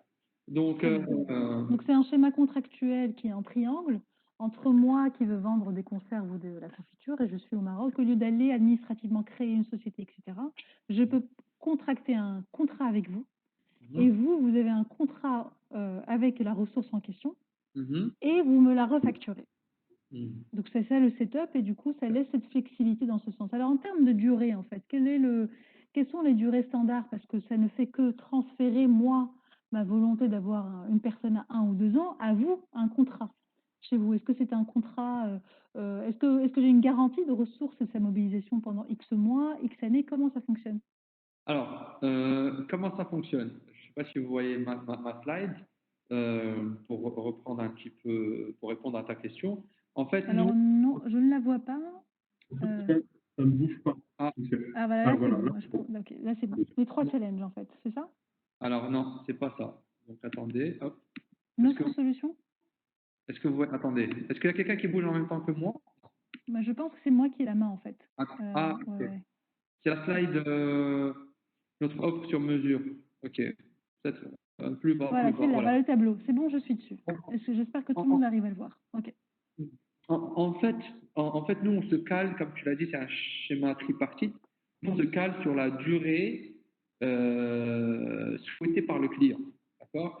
Si le client dit, moi, je veux prendre quelqu'un sur une durée de 9 mois, d'accord? Nous, on s'assure donc de faire un CDD de la durée commandée par le client. Nous, on fonctionne par transfert de durée.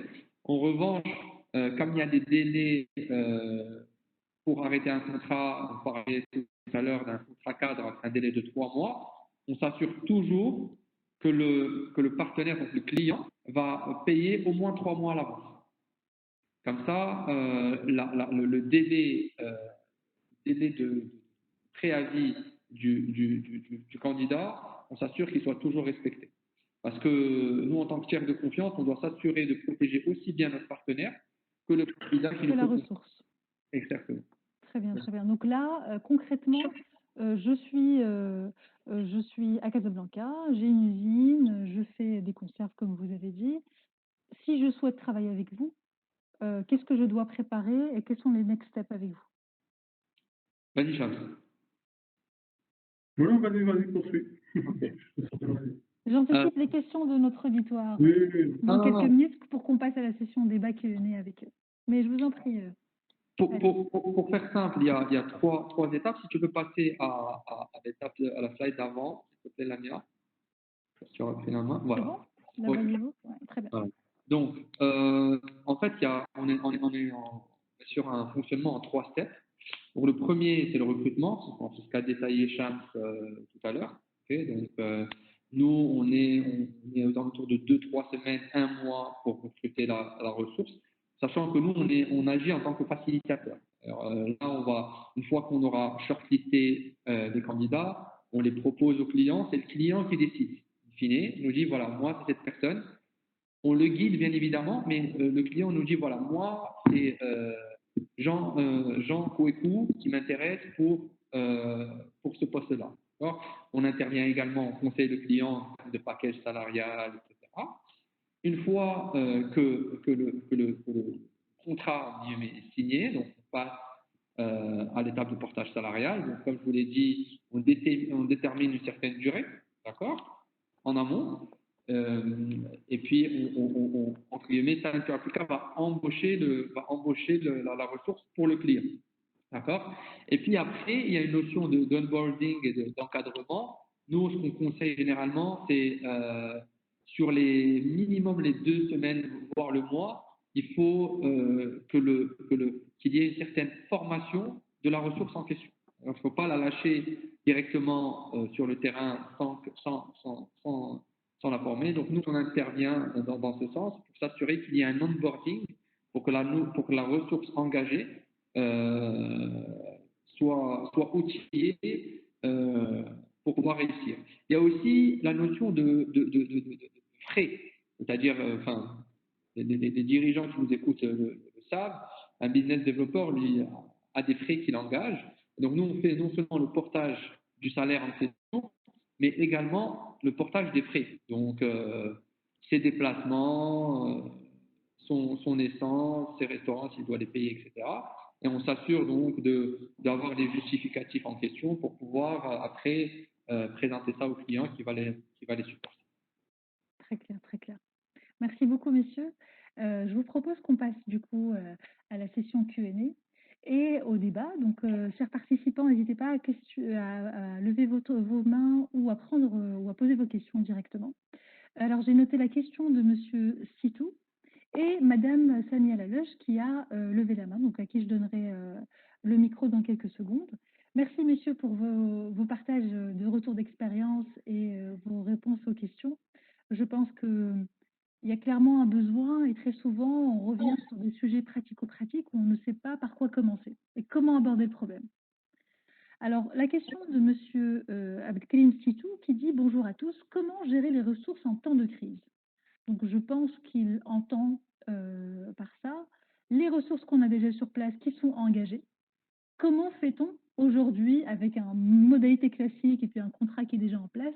Comment fait-on, comme un cas de force majeure Covid ou autre, pour pouvoir soit se replier, soit mettre en stand-by les activités? Que voyez-vous autour de vous et quels sont les conseils que vous pouvez nous donner à M.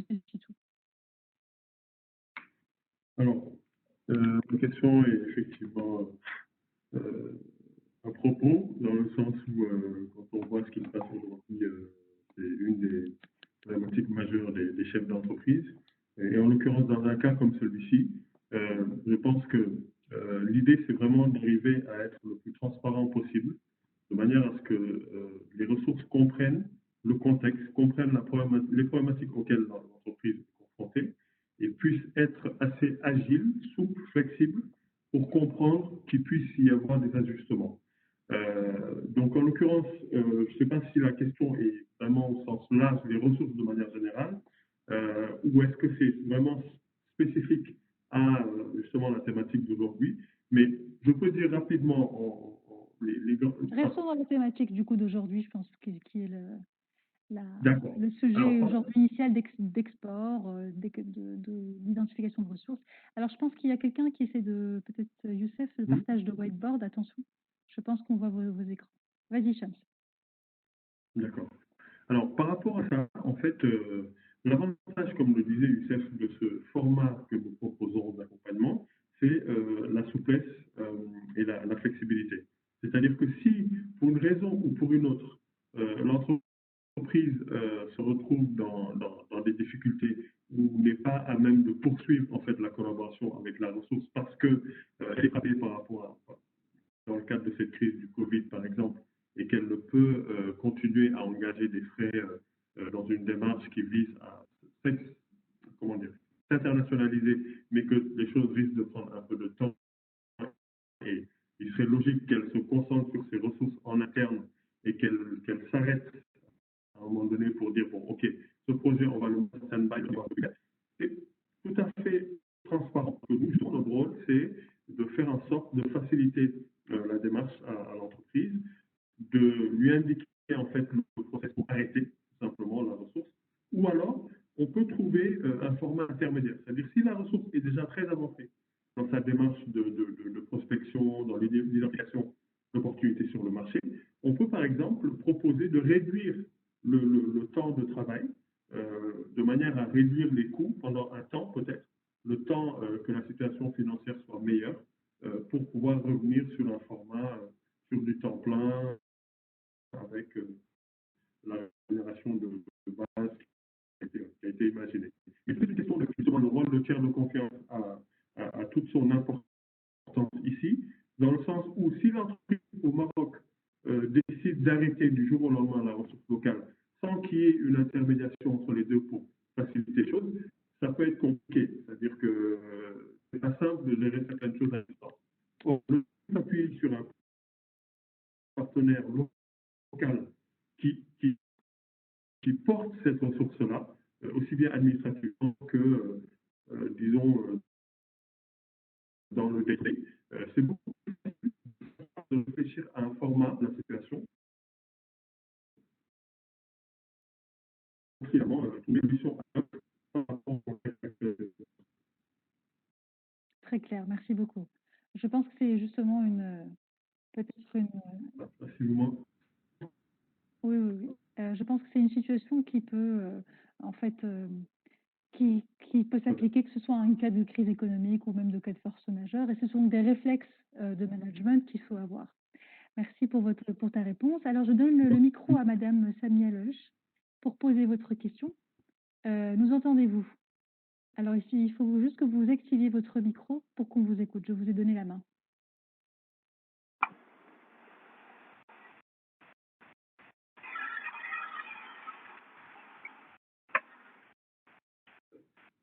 On vous entend, Madame Seloche? Allô?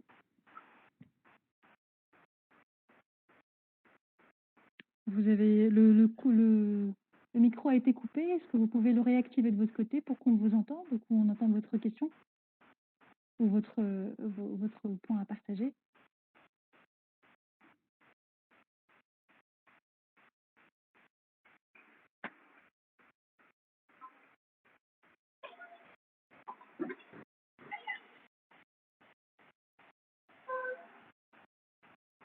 Ah, je pense qu'il y a un problème de connexion, Madame Leuge. On ne vous entend pas très bien. On entend du bruit de fond. Alors, chers participants, n'hésitez pas si vous souhaitez poser une question en particulier ou lever la main si vous souhaitez intervenir. Nous avons encore à peu près une quinzaine de minutes pour échanger avant de passer la parole à Monsieur le Président pour le mot de clôture.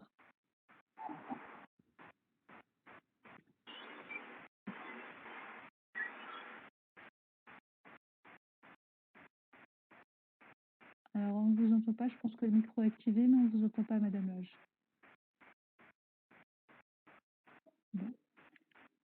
En attendant, Shams et Youssef, y a-t-il des points que vous souhaitez vraiment partager, des do's and don'ts ou des sujets qu'on n'aurait peut-être pas abordés, que vous souhaitez partager avec l'ensemble des participants?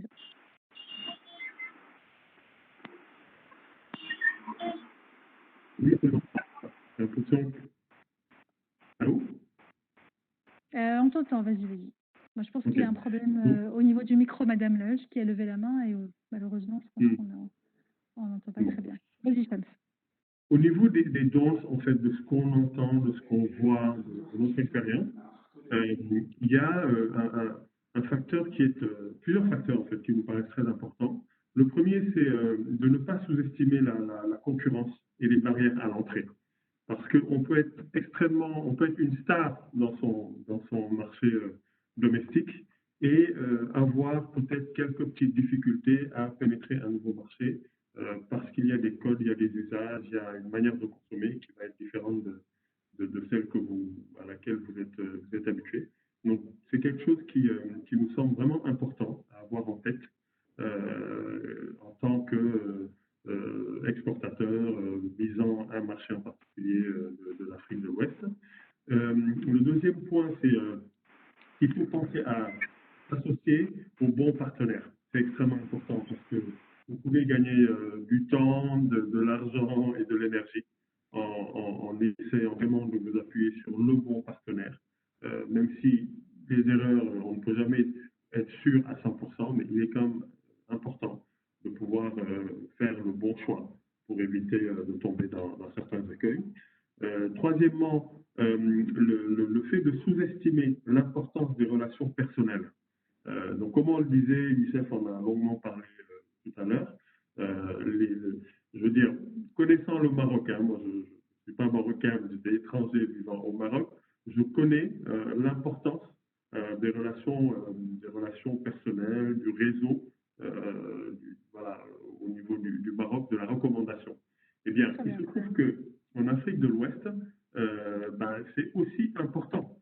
C'est-à-dire que le réseau a vraiment son importance dans le sens où quelqu'un qui arrive sur un marché, s'il ne s'appuie pas sur le bon réseau, peut vraiment passer à côté d'une opportunité ou sous-estimer. Voilà. C'est vrai qu'il y a un côté, peut-être une perception d'échange transactionnel qui fait que les gens se disent non, je peux aller faire un deal, comme vous avez dit tout à l'heure, en un mois, en 2-3 avions. Il y a un côté aussi relationnel humain, confiance en soi, construction d'un vrai partenariat qui fait que derrière, ça peut être concrétisé. Alors j'en profite puisqu'on a une question de M. Alal Wali qui dit bonjour à tous. En cas d'un retour non productif de la part de la ressource, pour une raison ou pour une autre, la personne qu'on a sélectionnée ou les personnes, que proposez-vous de faire? Merci. Donc que se passe-t-il quand on n'a pas fait peut-être le bon casting, ou bien quand on est déçu des résultats, ou bien qu'au final, les résultats ne sont pas au niveau, ou bien que la personne ne se projette plus?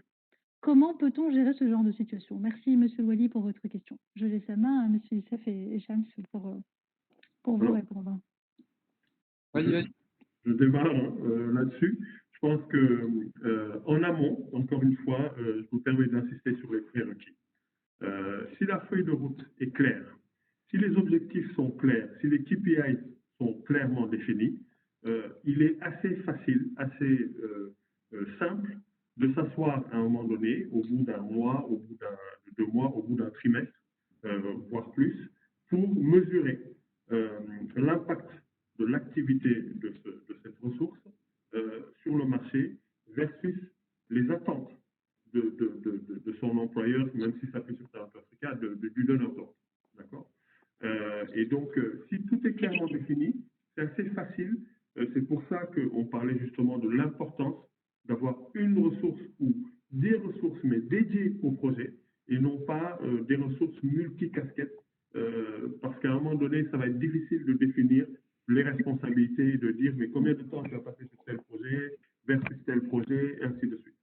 D'accord, alors prenons, j'entends Shams cette hypothèse initiale, mais prenons le cas actuel d'aujourd'hui.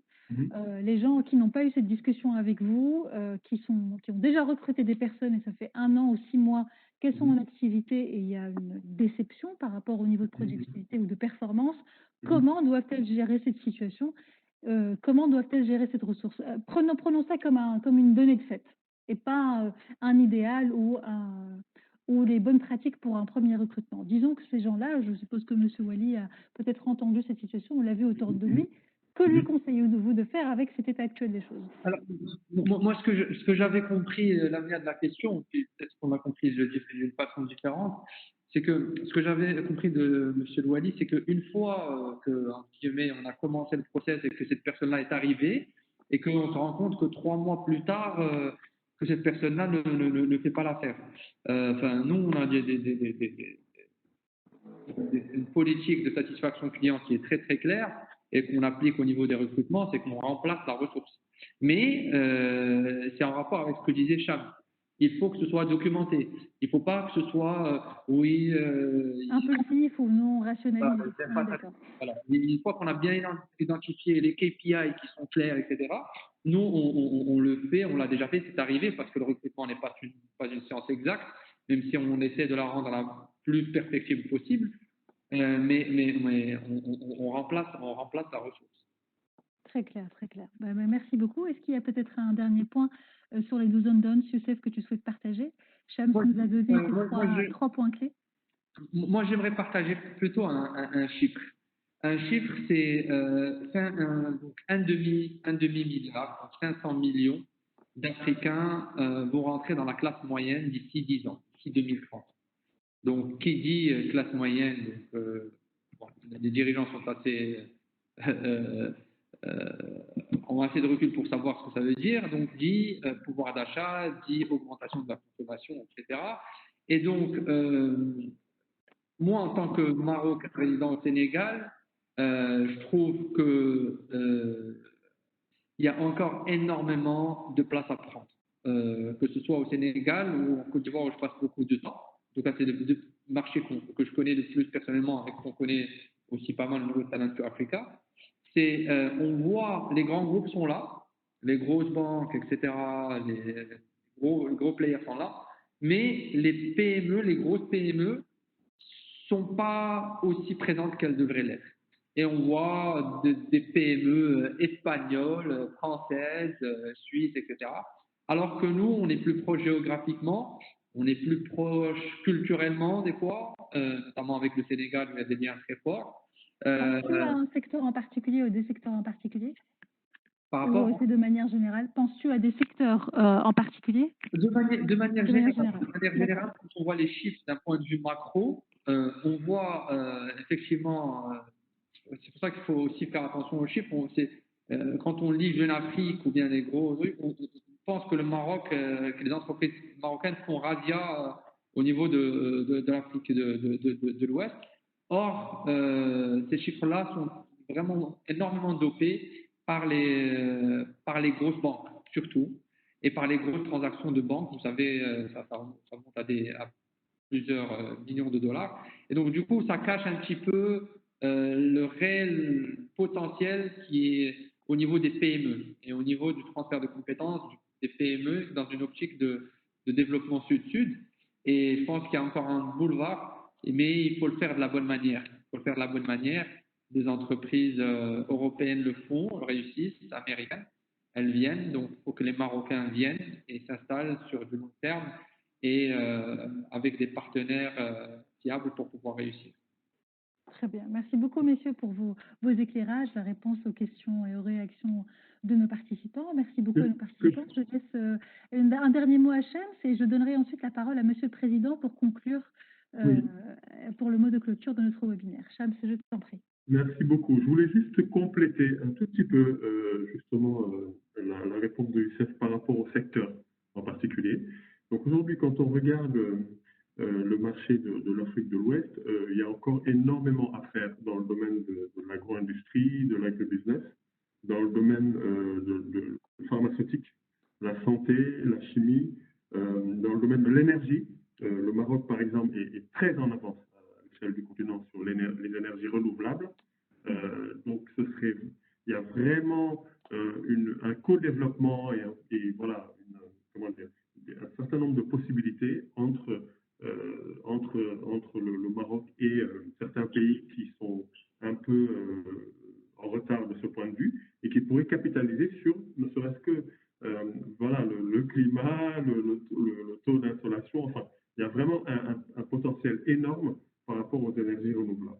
il y a pas mal d'opportunités. Et je pourrais compléter par le domaine des infrastructures de manière générale, où là aussi, tout est à faire et les opportunités sont vraiment nombreuses actuellement. Je pense que, merci beaucoup pour avoir rappelé ces deux points, ces deux, trois points fondamentaux. Je pense qu'il y a beaucoup de choses à faire. En général, ça pêche dans l'exécution de comment est-ce qu'on y va et comment, quand on s'installe, on réfléchit de manière pérenne. Et c'est souvent ça qui pêche. La volonté est là, la conscience est là aussi, parce qu'on a une conscience aussi cross-sectorielle, on voit évidemment et on est conscient du potentiel du marché. Mais après, dans l'exécution, soit on ne sait pas comment y aller, soit quand on y va, on ne sait pas comment rester et comment construire quelque chose de durable et de scalable. Et c'est souvent sujet à frustration qui, même par défaut, empêche certains par anticipation d'y aller. Tu dis, ah non, mais je sais qu'un tel est parti, mais non, mais j'ai pas envie de perdre de l'argent. Je reste en mode, je vais observer les autres cobayes. Et tant que j'en vois pas une bonne centaine qui ont réussi et qui se sont bien installés, je ne me jette pas. Mais comme on dit d'habitude, higher risk, higher return. Donc, une philosophie peut-être à garder. Merci beaucoup, messieurs, pour votre participation, le partage de vos activités, de votre expérience. Je laisse le mot de clôture à Monsieur le Président. À vous, monsieur. Pas de mot de clôture, mais plutôt vous féliciter, surtout vous les miens, n'est-ce pas, et les deux Sénégalais. Le bar est un peu sénégalais sur les bords. Moi aussi, je suis sénégalais. J'ai passé 5 ans de ma vie au Sénégal, n'est-ce pas? Et j'avais une entreprise qui est toujours là-bas, mais qui va reprendre bientôt dans le domaine de la transformation des produits de la mer. J'ai une usine de farine de poisson. J'étais le premier Marocain à m'installer là-bas au Sénégal, par amitié sénégalais, d'une part, et surtout, je suis par ailleurs président du Conseil d'affaires maroco-russe, et j'ai fait rentrer le produit, la farine de poisson, en Russie, la farine de poisson sénégalaise en Russie. Wow. Voyez-vous, dans quelque part. Alors, pour cela, voyez-vous, j'aurais voulu que ça dure encore quelques heures parce qu'on apprend beaucoup de vous. Et malheureusement, vous êtes tous prises. Alors, on va se donner un rendez-vous. Voyez un thématique de votre, ce que vous voulez, et la SMEX est toujours à votre disposition pour vraiment faire part de cette opération. N'hésitez pas, vous êtes bien entouré, vous avez la fille de mon grand ami, n'est-ce pas, qui est vice-président de la SMEX et qui pourra avec vous-même aller très très loin pour assister à votre réussite. Inch'Allah. Merci beaucoup, Monsieur le Président, pour vos remerciements. Merci beaucoup. Merci infiniment, Monsieur Belhassan, pour l'ensemble de l'organisation, l'ensemble de vos conseils et de vos soutiens et de l'organisation de l'événement. Je vous suis très reconnaissante. Merci encore à la SMEX pour votre parrainage, votre écoute et la participation de l'ensemble des invités et des membres pour qui je suis sûre la problématique est vraiment d'actualité, que ce soit crise ou pas. Le sujet des ressources est souvent ce qui pêche dans la réalisation de la performance. Merci infiniment à Shams et à Youssef pour vos idées, vos partages, votre générosité dans vos conseils. Et restons, Inch'Allah, tous en contact pour la suite. Et puis à très bientôt, j'espère, pour d'autres webinaires. Bonne soirée à tous et à très bientôt, Inch'Allah. Et bonne fête. Aïd Moubarak, évidemment, en avance. Prenez soin de vous. À très bientôt, Inch'Allah. Merci à tous.